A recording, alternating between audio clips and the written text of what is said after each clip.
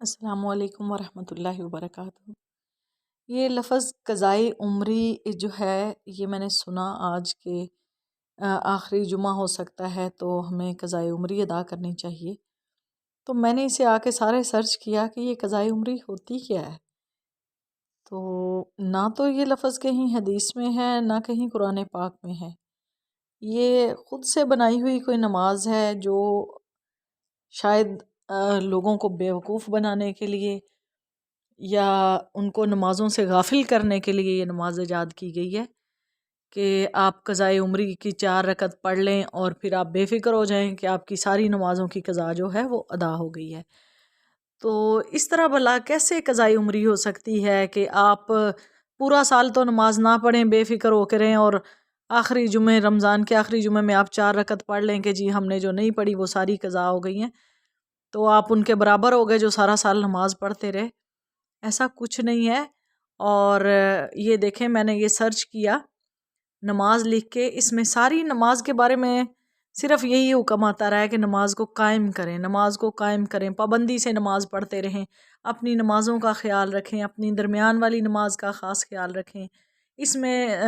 جو خوف میں نماز پڑھتے ہیں صلاۃ الخوف، اس کا بھی ذکر ہے، اس میں قصر نماز کا بھی ذکر ہے، لیکن کہیں بھی قضائے عمری کا ذکر نہیں۔ یہ دیکھیں یہاں پہ آخری لائن میں یہ قصر نماز کا بھی ذکر ہے، یہ صلاۃ الخوف کا بھی ذکر ہے، یہ آخر میں کہ ان کی جب نماز کھڑی ہو تو ایک جماعت جو ہے وہ پیچھے اسلحہ لے کے کھڑی رہے، اور ایک جو ہے جماعت کا ایک حصہ نماز کے ساتھ وہ ادا کرتے رہیں، اور ایک گروہ جو ہے وہ پیچھے اسلحہ لے کے ان کے کھڑا رہے۔ مطلب خوف کی حالت میں جو نماز پڑھی جاتی ہے اس کا بھی ذکر ہے، سفر میں جو نماز قصر کر کے پڑھتے ہیں اس کا بھی ذکر ہے۔ تو یہ پھر قضائے عمری کہاں سے آ گئی؟ خدا را خود کو دھوکہ مت دیں، ایسی باتوں میں مت آئیں۔ اگر آپ کی نمازیں قضا ہوئی ہیں اور آپ کو نہیں معلوم کہ کتنی قضا ہوئی ہیں یا معلوم ہے کہ کتنی قضا ہوئی ہیں، تو آپ لوگ ان کے فرض نماز جو ان کے فرض ہیں وہ پڑھتے رہیں ان کو، جیسے ظہر کے 4 فرض ہیں، مغرب کے 3 فرض ہیں، عصر کے 4 فرض ہیں، اسی طرح فجر کے 2 فرض ہیں۔